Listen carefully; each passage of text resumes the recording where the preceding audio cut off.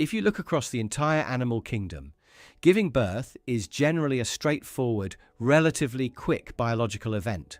A chimpanzee will often slip away into the brush, deliver her baby completely alone, clean herself up, and rejoin the group within a matter of hours. A horse can give birth to a foal that stands up and walks within 30 minutes. But for humans, childbirth is a monumental physical ordeal. For thousands of generations, it was one of the leading threats to a human being's survival, requiring immense physical agony, high structural risks, and mandatory assistance from the surrounding group. This presents a massive, baffling evolutionary contradiction. The primary directive of natural selection is to reproduce and successfully pass on your genetic material to the next generation. If survival of the fittest is the absolute law of nature, why did evolution make the very mechanism of human reproduction so incredibly dangerous? Why would natural selection hardcode a structural design that actively threatens the survival of both the mother and the infant at the exact moment life is being passed on? The immediate assumption is that human anatomy is simply a series of structural mistakes. But evolutionary biology and physical anthropology reveal that the danger of childbirth isn't a design flaw.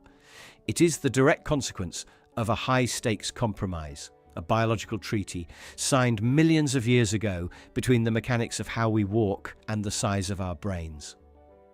To understand why this boundary exists, we have to look at the mechanical revolution that separated our ancestors from every other primate on Earth: bipedalism. Around 4 million years ago, our ancestors left the trees and began walking permanently on 2 legs. Moving upright across the African savanna was an incredible survival strategy. It freed up our hands to carry tools, lowered the surface area of our skin, exposed to the blistering midday sun, and allowed us to travel massive distances using a fraction of the metabolic energy required by a 4-legged ape.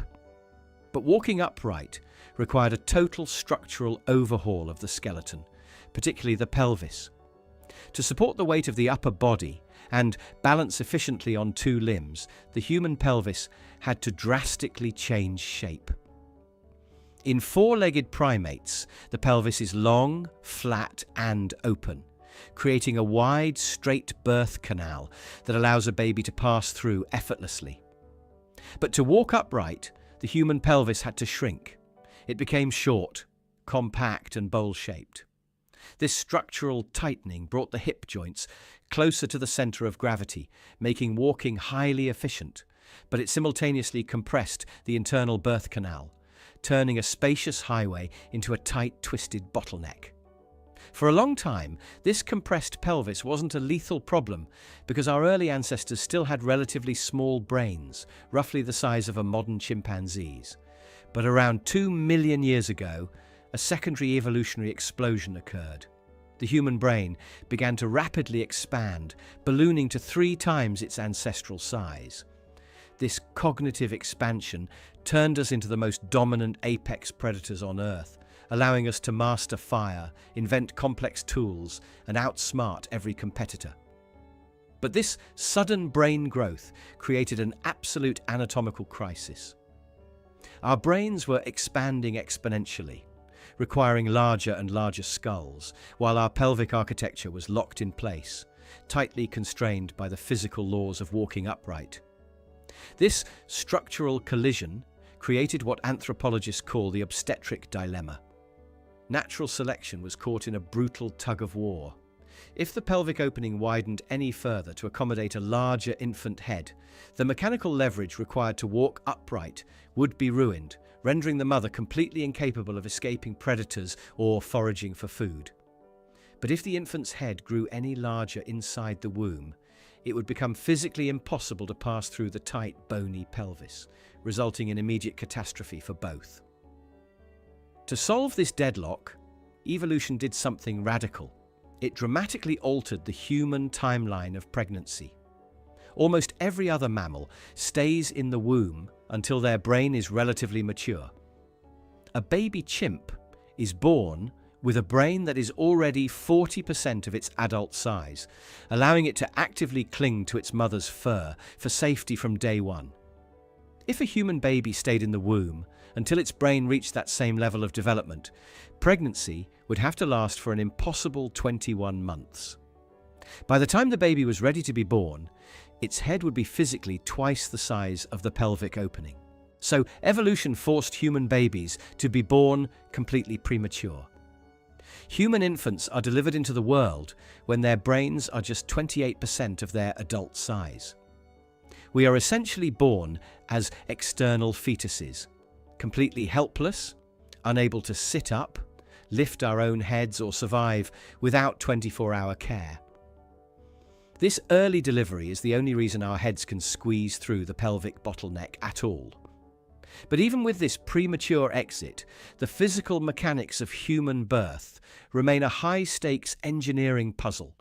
In chimps, the birth canal is straight and wider than the baby's head, meaning the infant slides through facing forward, allowing the mother to easily pull the baby up toward her chest without twisting its spine. But the human birth canal is so compressed and distorted by bipedalism that it actually changes shape halfway through. The entry point is wide from side to side, but the exit point is wide from front to back. This forces the human infant to perform a highly complex hazardous series of physical maneuvers inside the pelvis known as rotational birth.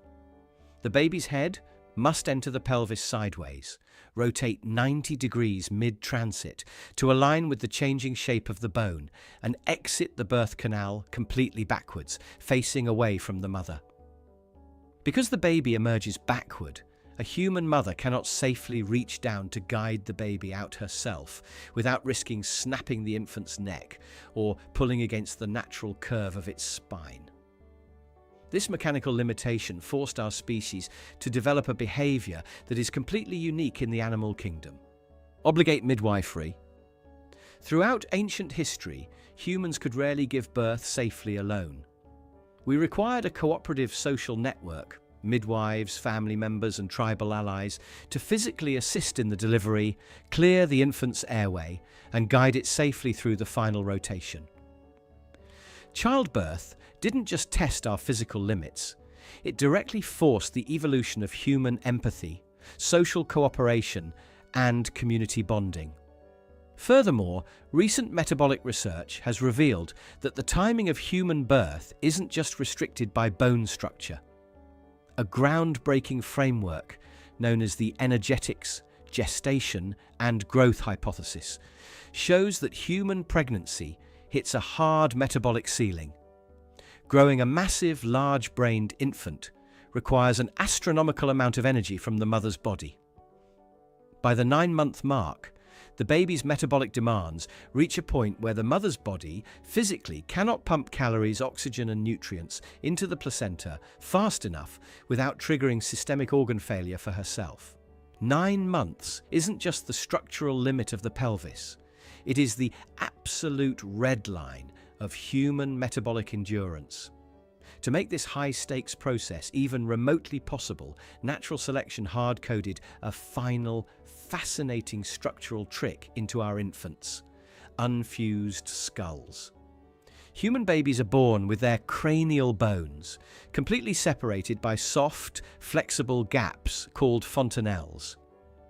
During the intense pressure of labor, these skull plates are designed to physically slide past one another, actively compressing and molding the shape of the baby's head into a temporary cone shape just to squeeze through the narrow pelvic exit.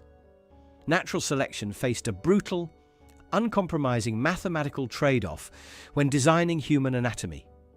It could have left us with wide open primate pelvises, making childbirth completely safe and effortless. But we would still be shuffling around on all fours, unable to build tools, travel long distances, or outrun danger. Or it could have kept our brains small and simple, ensuring our heads easily cleared the birth canal, but we would have never developed language, culture, or the intelligence that allowed us to conquer the planet. Instead, evolution chose to maximize both traits: pushing the human body to the absolute structural and metabolic edge. It gave us the unmatched efficiency of walking upright and the limitless power of a massive brain, accepting the extreme physical price of dangerous cooperative childbirth as the necessary toll for our species' dominance. We didn't inherit a dangerous reproductive system because our biology is broken or flawed. We inherited it because we are a species built on extreme adaptations. The danger of childbirth is the permanent historical monument to our greatest evolutionary achievements, proving that the very vulnerability of how we enter the world is the exact price we paid to inherit the Earth.